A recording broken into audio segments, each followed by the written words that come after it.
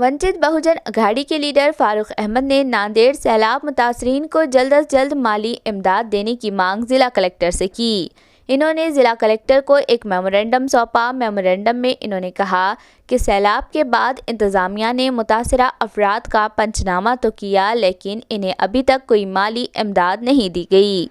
सैलाब मुतासरीन को इस मुश्किल वक्त में अपनी रोज़मर्रा की ज़रूरत पूरी करने के लिए फौरी इमदाद की ज़रूरत है।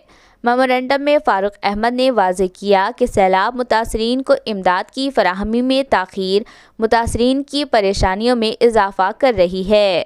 फारूक अहमद ने उम्मीद जाहिर की कि कलेक्टर जल्द ही इस संगीन सूरत हाल का जायज़ा लेंगे और ज़रूरी इक़दामात करेंगे ताकि सैलाब से मुतासरा इस आफत से निकल सके। इन्होंने इंतबाह दिया कि अगर इंतज़ामिया ने जल्द कदम नहीं उठाया तो वंचित बहुजन अघाड़ी एहतजाज का रास्ता अपनाएगी।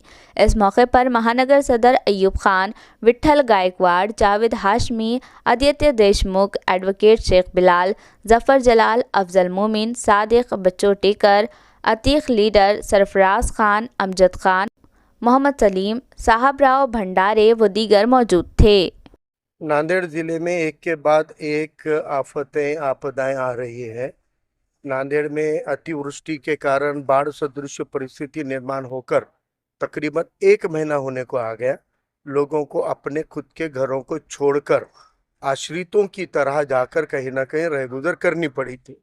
घरों के अंदर का पूरा साजो सामान डूब गया था, खाने पीने का सामान डूब गया और कीमती सामान भी डूब गया और तकरीबन 1 हफ्ते से ज़्यादा लोगों को कहीं ना कहीं तो भी आसरा लेना पड़ा। अब वो लोग अपने घरों को लौट गए, सर्वे हो गए, पंचनामे हो गए, लेकिन अब तक भी सरकार की तरफ से कोई मदद आई नहीं है।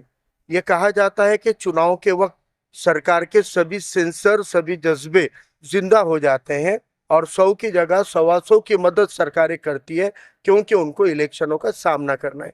लेकिन ये सरकार इतनी बेमुरवत हो गई है कि यह घटना को होने के बाद मुख्यमंत्री स्तर का कोई आदमी तो आया नहीं, जबकि सैकड़ों घरों में पानी घुस गया था और बड़ी आफतें आई थी, तो कोई आया नहीं। लेकिन कम से कम सर्वे कराकर तत्काल मदद देने का काम भी सरकार नहीं कर रही है। प्रशासन की मर्यादा सर्वे करके, पंचनामा करके रिपोर्ट भेजने तक होता है, निधि तो सरकार को देना होता है।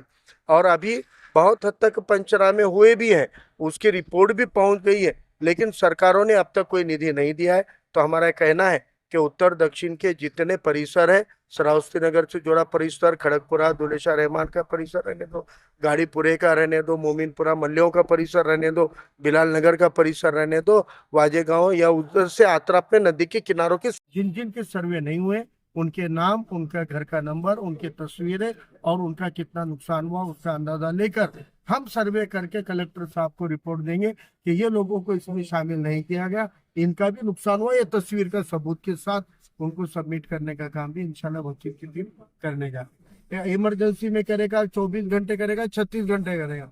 परमानेंट आईसीयू जैसी ट्रीटमेंट वो नहीं कर सकते, तो उन हॉस्पिटल को कोई मुआवजा मिलना चाहिए। उसको लेकर भी माननीय जिलाधिकारी साहब से बात हुई है और उन्होंने आश्वासित किया है कि जो जो दवाखानों ने प्राइवेट में उनको ट्रीटमेंट दी है, उन लोगों के लिए भी सरकार उनका प्रस्ताव मंगाएगी और गंभीरता से देखेगी।